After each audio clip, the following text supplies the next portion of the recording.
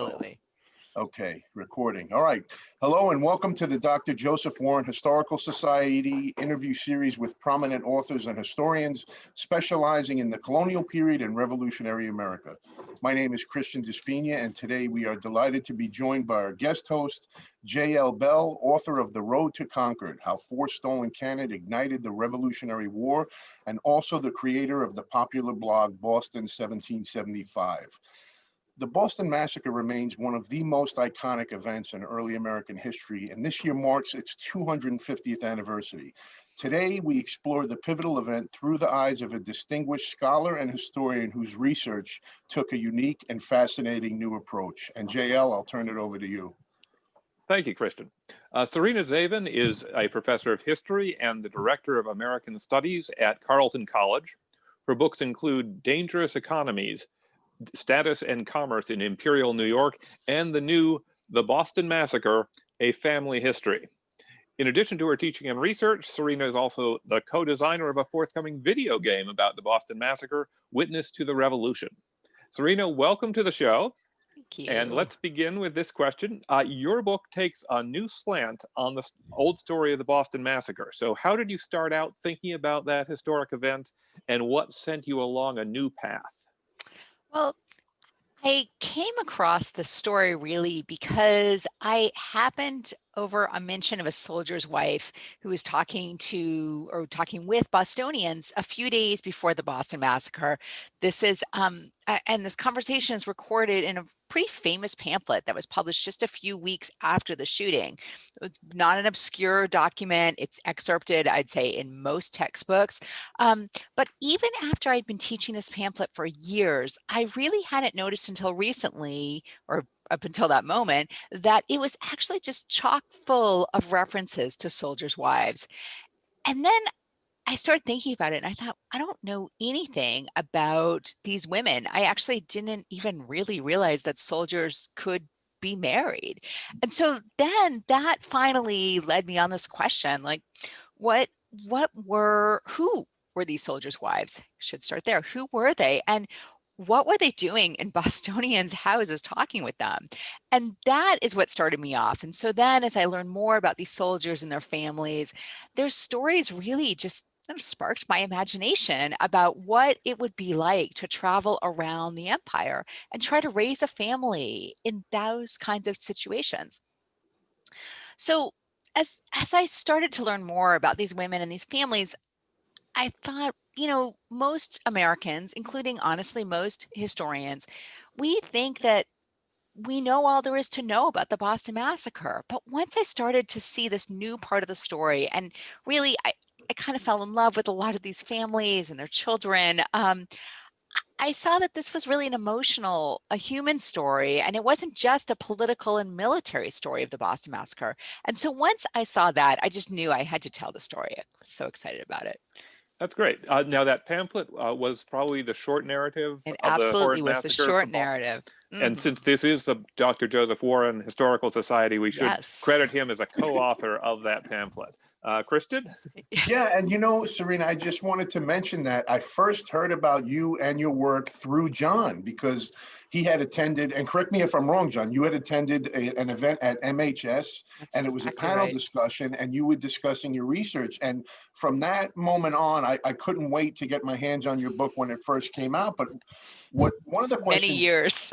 Right. It was a long research process. How long was it, just out of curiosity? Honestly, I think it was about a decade. My New York book came out in 2009, and this came out in 2020, and I didn't take a big break in between them.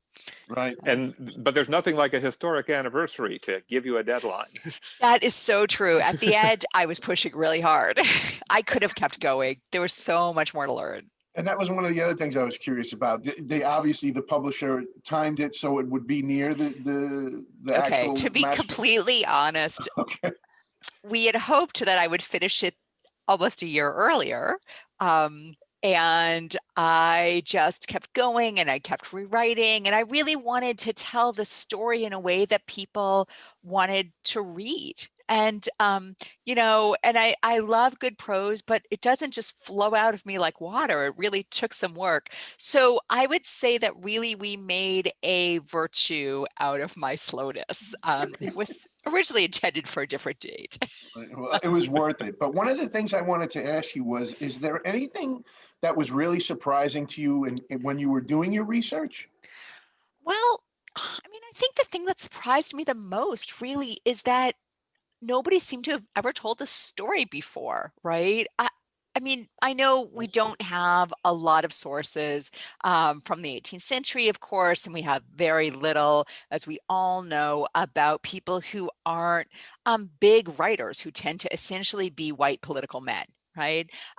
So, of course, we don't have a lot that these people wrote, but it was amazing to me once I started looking how much evidence there was about these families, about their lives, about the connections that soldiers made with civilians. And so at some point, I started to feel like the story was just lying there on the streets of Boston, just waiting for me to pick it up. And it did surprise me that nobody had told that story before. I think what surprised me when I first started reading your book was that it didn't start on the streets of Boston. It really, I mean, the beginning was starting in Ireland, an area Yeah. which really, I mean, that was such a treat, but you really did a deep dive. So that I thought that was great. Oh, thank you. Yeah, I thought it was really important that people understood that this is a story of the British Empire. It's a story of the British Atlantic, right? It doesn't just sort of start on the Shawmut Peninsula, right? And Right. that these people have lives that started in other places, and that we really can only understand what happened in Boston if we pay attention to Boston as part of a larger empire. And I also did, as a writing piece, wanted to disrupt a little bit people's ideas about what the Boston Massacre was. So I thought, well, I'm not going to start with, John Adams, right? Or even with Captain Preston.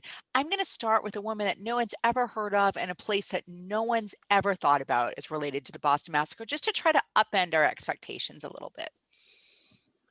Are there aspects, you talked about what's new and unique about this take, what we shouldn't leave out of future histories. Are there aspects that you think may have been overemphasized or that have gotten their due already and we don't need to hear from again?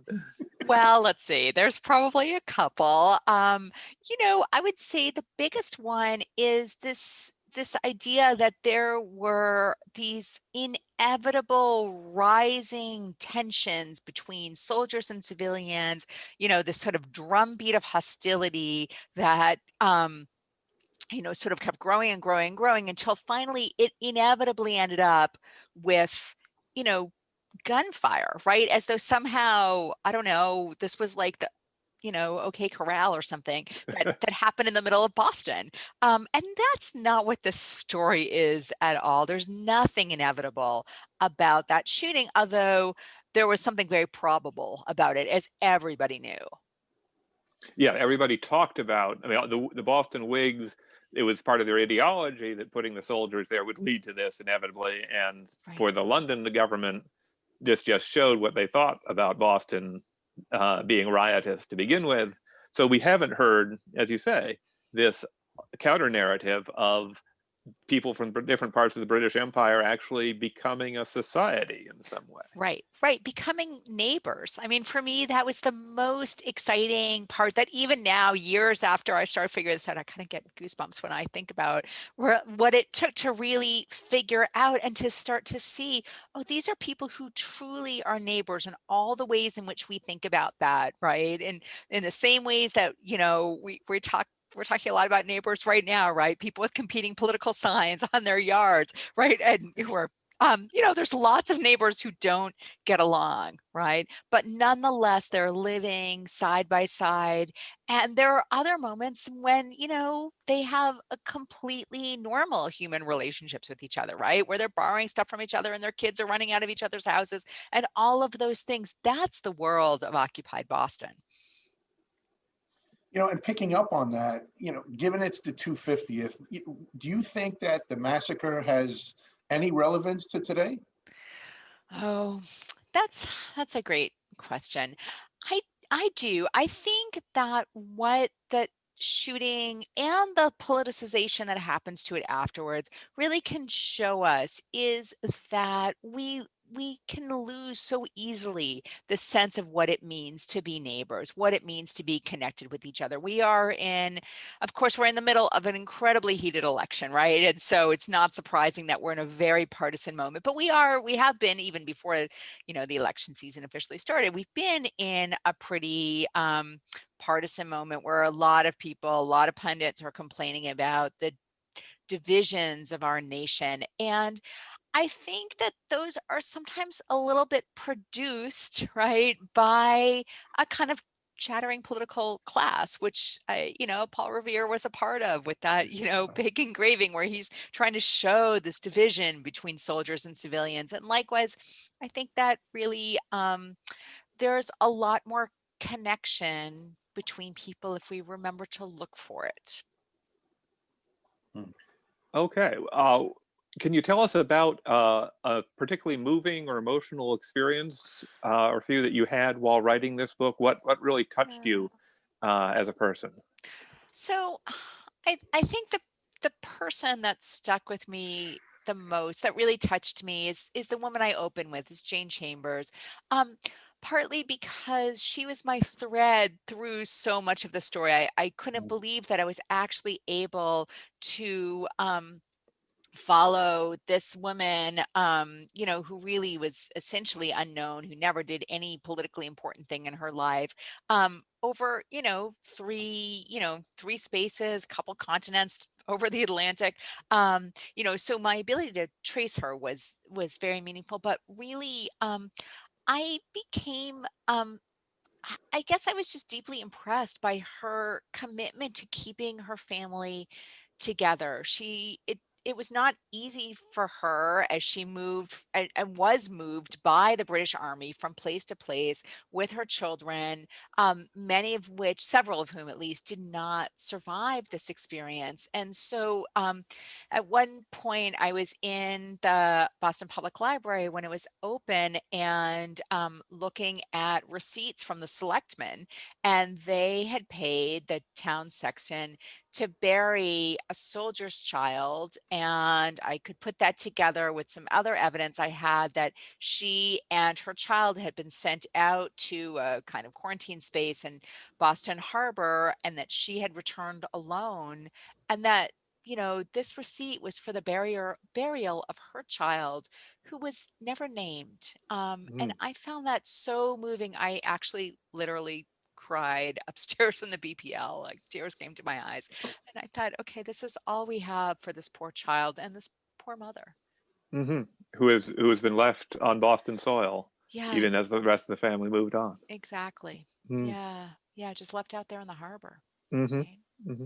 Yeah. Very sad. I think there's sometimes a misconception that people back in the 18th century, because there was such a higher rate of infant mortality, were somehow more inured to Yeah. the emotional pangs when a child would die. And I don't think anything could be further from the truth. No, not at all. I mean, the other piece that really moved me um, were a collection of letters that were written by a woman who was actually traveling with a different regiment, not one of the regiments that ended up in Boston, but one that ended up in North America at the same time. She was married to a doctor in the army, and she left behind both her children and her parents when she went. And every single letter is just suffused with her anxiety about what's happened to the family that she's left behind. And every letter that she receives from home, she writes about her fear of opening it for fear that it will tell her about the death of her family. And indeed, both her newborn child and her mother die while she is gone. And she is really pretty unmoored by those deaths. Mm. Mm-hmm. I wonder, you might have answered it, but I was going to ask if there was another character in the story who stayed with you other than. I mean, yeah. So So the other thing I have to say I just loved about this book is that some of it was fun, right? A lot of it was fun. I mean, it's intellectually fun to put these pieces together, but I also met people that I thought were really very, very funny. And honestly, my favorite one, and I know, John, you like to write about him too, is a private named William Clark, right? Who's just such a cad, but I expect so charming, right? So he writes this play in Boston that he calls The Miser, right? Or Soldier's Humor, whatever in the world he thinks, I don't know who he thinks is going to go to this play. But then he ends up actually going to bed with and then eventually kind of marrying the granddaughter of a son of liberty.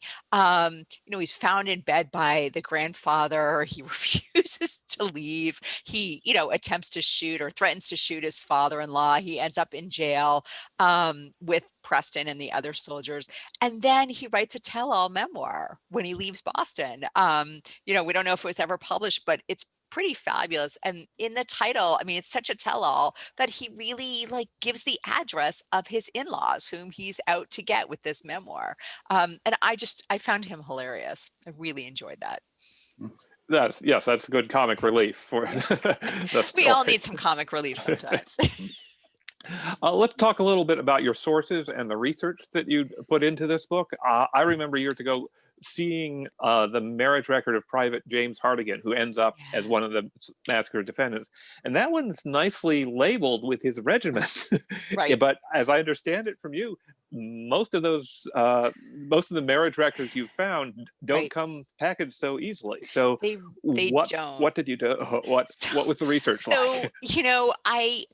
I too found some of these marriages sort of right off, and I was like, oh, this is so cool. And then I started coming across some, kind of fairly unique names. I mean, a guy whose name is Papa White, a guy whose name is Joseph Laugh, right? Who show up in some of the other published records we know are soldiers, and then they show up in Boston records without an indication that they're soldiers. And I started to wonder, what does that mean, right? And how will I find the soldiers? So what I ended up doing was going to London and creating an enormous database of all of the soldiers who were in the 4 regiments who came to Boston. So the 14th, the 29th, the 64th, and the 65th. And once I had all of their names and everything we knew about when they deserted or died, when they came, when they were transferred out, then I could cross-reference all of those names against all these court records, against all these marriage records, baptism records, some death records. It was kind of tedious, but it was also really kind of fun. And then the other set of records, I should say, that I added into this database were the warning out records. So the town of Boston actually hired a man, and there's a wonderful, wonderful book by Nina Dayton, Sharon Salinger about this.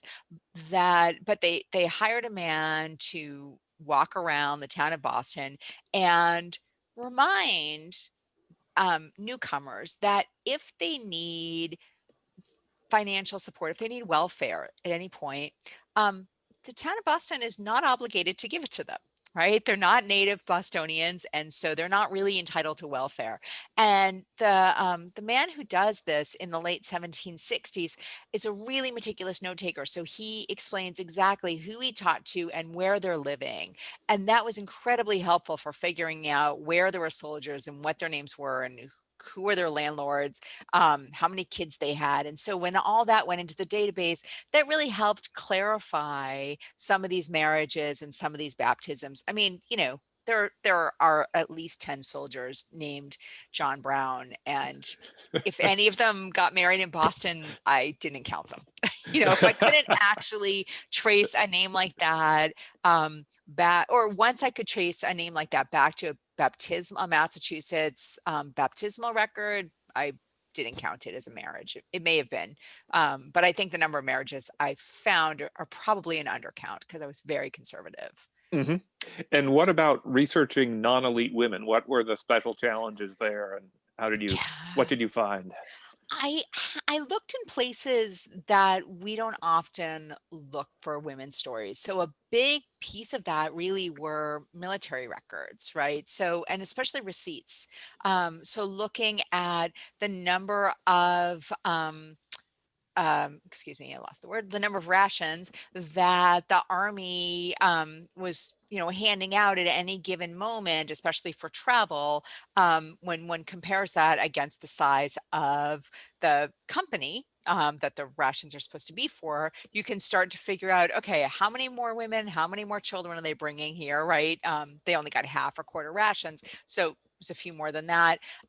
So that was one piece. The kind of mother lode for me really was the naval records that list the names of every woman who travels on an HMS, ship, any ship from the Navy that is carting the Army around the British Empire, listed the names of every single person, or every single person over the age of 16, I think, that ship carried. And so Hmm.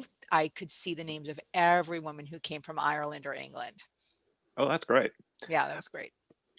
Um, One of the things that a lot of historians have said about the conflict in Boston was that locals were upset that the soldiers were competing for their jobs, and this is an economic motivation, a working class motivation for the enmity Right. with the soldiers. And I've heard you say some interesting things about that. Yes. So this story about moonlighting soldiers, right, who undercut local working class Bostonians, right, for day labor, especially, um, as a cause of the conflict between soldiers and working class men is, I'd say, at the core of the story that we've been telling about, or part of that story that we've been telling really for the last 50 or 60 years, right? Which is that story of economic conflict. When I went digging to figure out where that idea came from, I found a couple of things. And the first thing I found was that it was based on a claim by Richard Morris that he wrote in, I think it was called Law in Early America, maybe one of his major tomes in the 30s, if I remember correctly, which has no footnote. He just said it. And after that, every single person just kept citing him until actually Jesse Lemish said it. And then everybody just cited Jesse Lemish.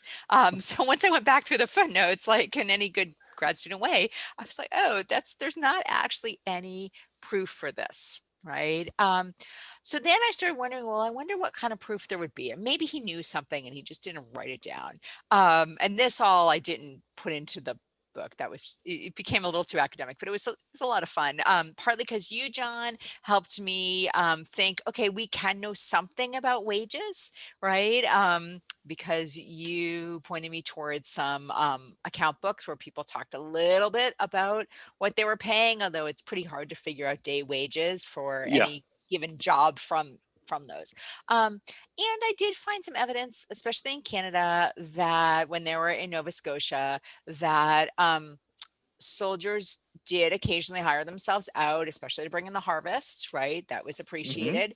And that sometimes local officials approached a commanding officer and asked essentially for a team of guys to do something like road work, right? Where they would pay them pretty much the going rate. But actually, there's some pretty clear instructions from generals on down saying, you know what, actually, men need to be paid at something pretty close to the going rate, right? You can't exploit them for this. Their first job is to work for the Army. They can only take on this other stuff when there's not work for them to do. You can't just hire them out.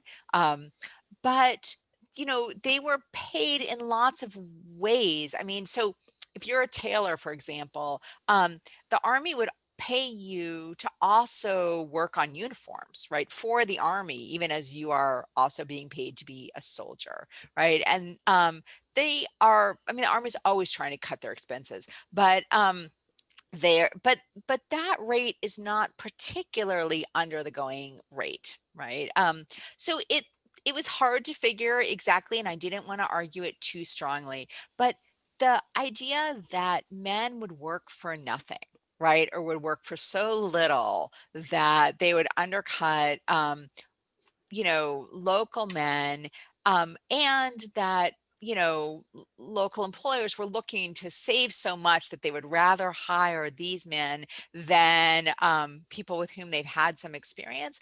There just was no evidence to that, right? If somebody came out and said, actually, I found the account book and it's true, right? Hmm. Soldiers will only work for, they're willing to work for 3 pence a day and everybody else is charging 5. I said, well, that's, who knew? And I don't think there's any evidence that says that's completely impossible, but it's very, very unlikely. And it wasn't something people were complaining about at the time. No, there's no complaints about that at the Hmm. time. Okay. Well, are there, when you look at the Boston Massacre now and everything around, are there big mysteries that you think are still I out still there like to to be know. delved into the way you delved into the question of the soldiers' families and the soldiers' familial connections You with mean when it Bostonians? comes to what it is that a historian could still ask?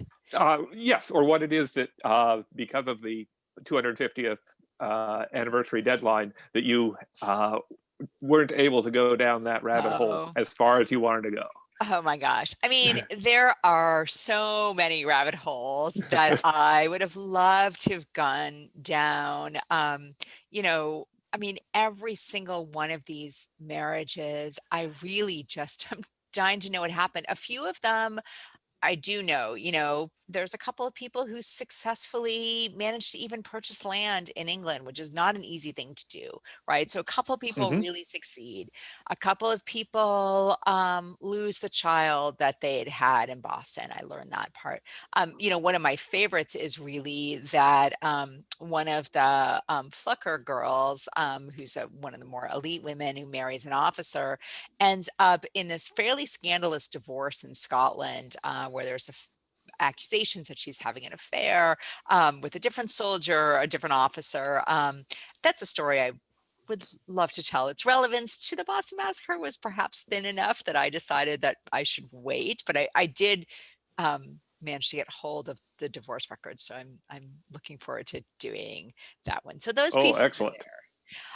I mean, what we don't know, and I don't think we ever will, is actually, you know, who, and I think that could be a plural, who actually yelled fire that night, right? Where Hmm. did that, is there still a question of who started it? I mean, I don't think that's the most helpful question for us to think about historically, but is that something that we're all and will always be curious about? Absolutely.